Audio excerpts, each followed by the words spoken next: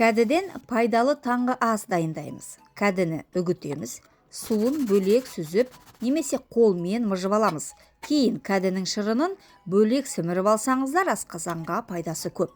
Кәдіге бір жұмыртқа, дәміне қарай тұз, қара бұрыш, 2 ас қасық ұн, жарты шай қасық ұн қопсытқыш, яғни разрыхлитель қосамыз.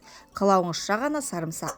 Араластырамыз, табаны аздап майлап, таба бір қызғаннан кейін кәді массасын құйып, тегістеп 5 минуттай орташа отта қақпақ астында пісіреміз. Уақыт өте бір тәрелке көмегімен келесі бетіне аударамыз. Қайта табаға салып, бетіне қызанақ, ірімшік, қалауыңыз болса ғана шұжық салып, тағы қақпақ астында 5 минуттай пісіреміз. Дәмі ерекше әрі өте пайдалы, жасап көріңіздер, астарыңыз дәмді болсын.